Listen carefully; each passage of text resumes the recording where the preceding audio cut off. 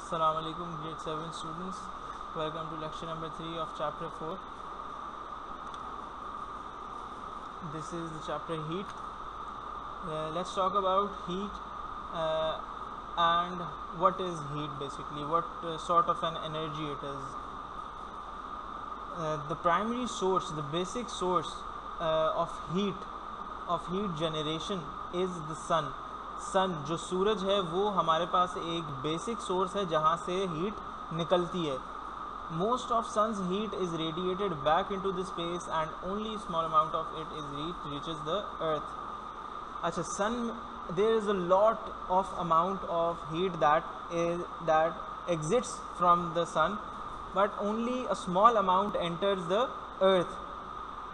बाकी आप ये सोचें कि हमें कितनी गर्मी लगती है, कितने टेम्परेचर्स राइज़ कर जाते हैं, बट वो सन की सिर्फ थोड़ी सी हीट होती है और बाकी ज़्यादातर जो है वो स्पेस में ही कहीं और चली जाती है.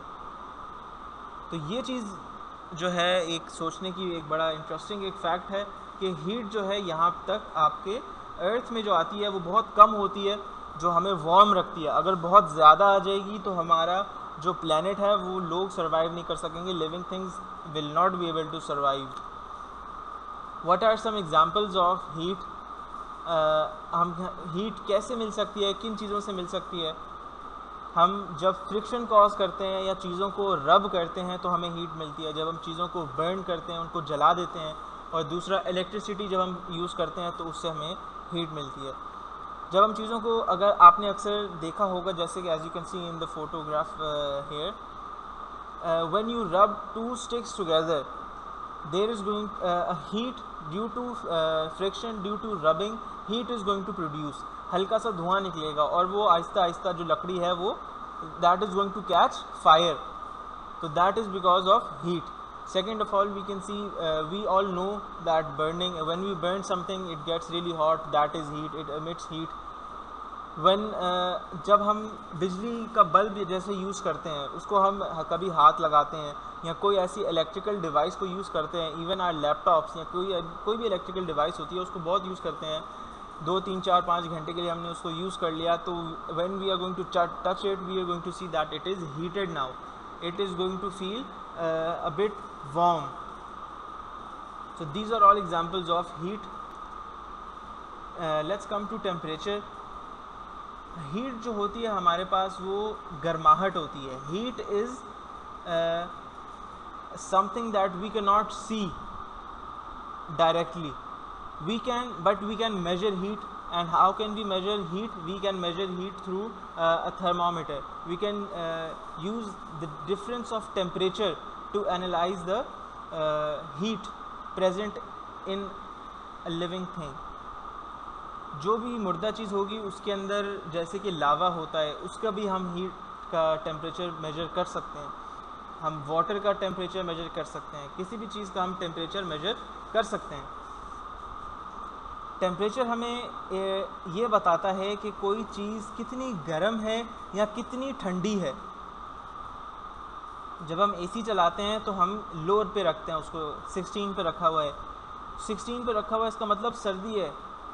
अगर हम ऊपर उसको लेके जाते हैं, वी क्रैंक इट हायर, हम 36 पे 26 पे ले जाते हैं, 36 तो नहीं सॉरी 26 पे हम अगर उसको यूज़ रखते हैं, 22 पे रखते हैं, तो that means that it is warmer.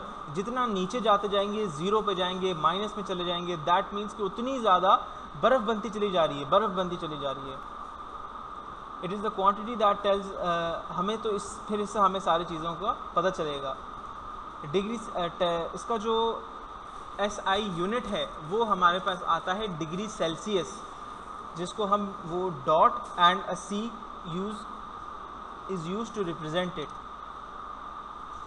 Let's talk about the temperature scale. The amount of heat transferred is proportional to the temperature change. जितनी जो है आपकी हीट चेंज करेगी उतनी ज़्यादा जो है आप उसको वो ट्रांसफ़र आपकी अमाउंट होती है, वो ट्रांसफ़र कर गई है.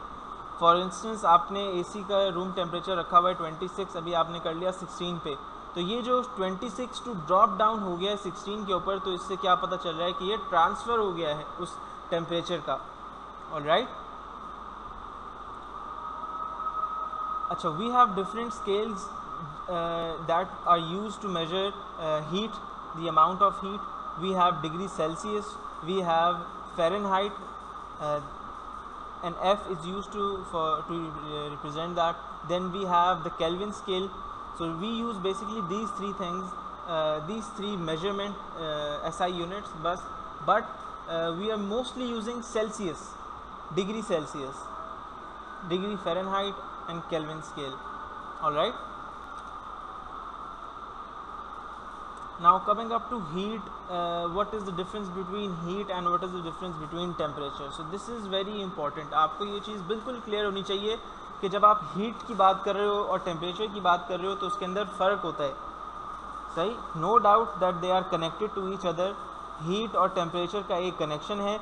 जितनी ज़्यादा एक चीज़ हीट प्रोवाइड करेगी, जितनी ज़्यादा एक हीट एमिट करेगी उतनी ज़्यादा आपका टेम्परेचर इंक्रीज़ करता जाएगा. So these are directly proportional.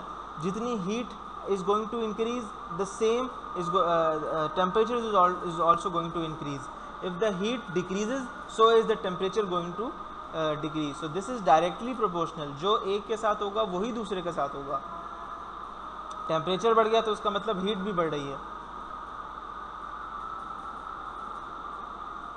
All right. So heat जो है, heat कैन जितनी ज़्यादा हम हीट को हम यूज़ कर सकते हैं किसी वर्क के लिए. हम चाहें तो हम हीट से पानी को उबाल सकते हैं, लेकिन अगर हम टेम्परेचर से हीट को उबालना चाहें तो वो मुश्किल हो जाएगा. जब तक हीट नहीं मिलेगी तब तक वो बॉयल नहीं होगा सही तरीके से. हीट को मेजर करने के लिए हम जूल यूज़ करते हैं एंड टेम्परेचर को मेजर करने के लिए हम लोग सेल्सियस, डिग्री सेल्सियस यूज़ करते हैं और केल्विन, फ़ारेनहाइट यूज़ करते हैं. Transfer from a hot area to a cold area. Heat जो है वो एक गर्म से ठंडी जगह तक ट्रांसफ़र हो जाती है. बट टेम्परेचर क्या होता है, increases when heated and decreases when cooled. जब आप किसी चीज़ को गर्माहट दोगे तो वो उसका टेम्परेचर बढ़ जाएगा, जब आप उसको ठंडक दोगे तो वो टेम्परेचर ड्रॉप कर जाएगा. तो ये चीज़ क्लियर कर, ये डिफरेंसेस जो हैं बड़े इंपॉर्टेंट है. इस चीज़ को बिल्कुल क्लियर रखनी है आपने. अच्छा, ये चीज़ बिल्कुल क्लियर कर लें, जब हम कह रहे हैं कि टेम्परेचर बढ़ रहा है तो दैट मीन्स वो इंक्रीज़ कर रहा है, वो 21 से लेके जो है 36 तक जा रहा है. और जब हम ड्रॉप डाउन की बात करें तो यानी कि सर्दी हो रही है, वो नीचे की तरफ डिक्रीज़ कर रहा है.